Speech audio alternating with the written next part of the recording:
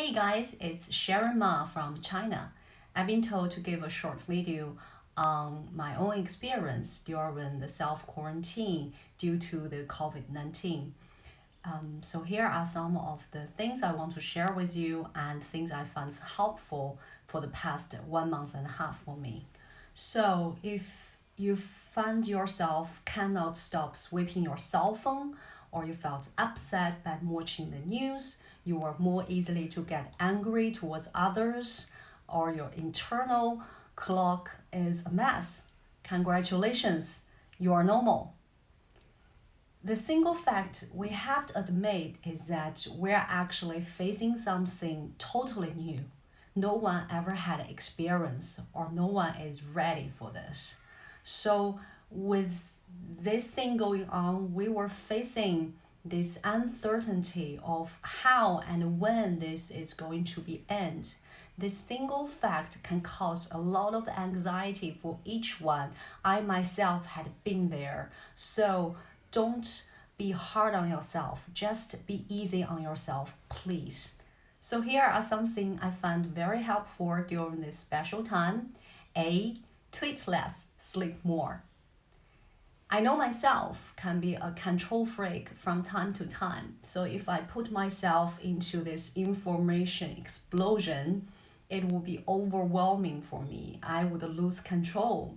So after a week of putting myself through all those informations, news, views, and tweets from others, I just found myself couldn't bear it anymore. So I cut my internet time to 2 to 4 hours every day. Believe me, 2 hours is all you need to get all the informations for yourself each day. So the rest, just give yourself space and rest. B, cook your own meal. My partner and I would go to the supermarket once in a week to buy some food supplements. And I find it's really helpful to cook. I'm a foodie myself, and if I cannot order food delivery or goes to the restaurant, the only thing I can do is cook my own meal. And believe me, you will be amazed by what you can create it in your kitchen. You can always take a picture and share this with your friend.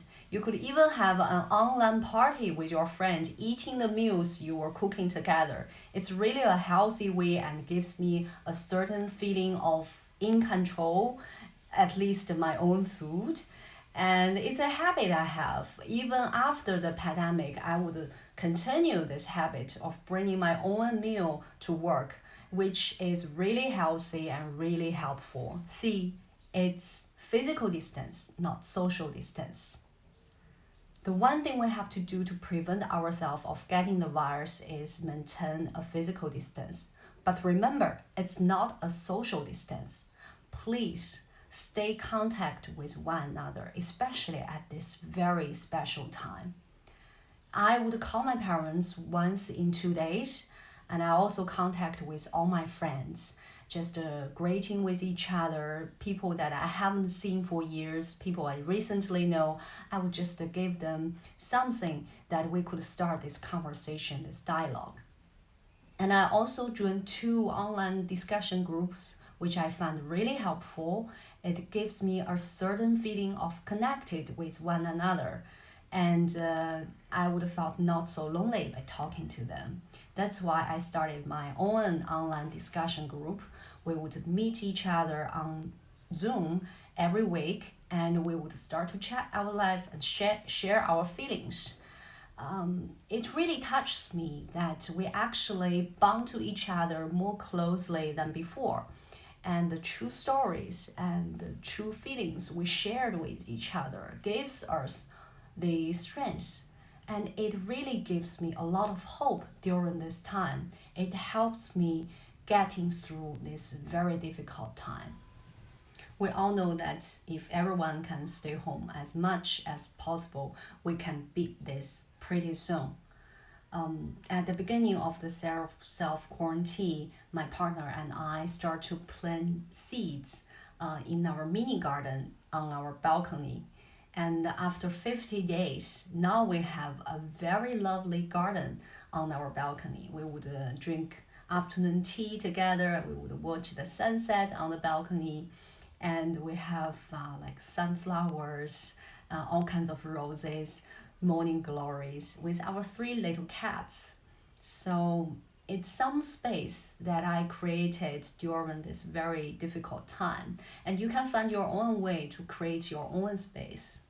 I mean, this is literally the time you get to see everything, and it makes you to think about your own life, and it makes you to reflect on human society, the relationship with the nature.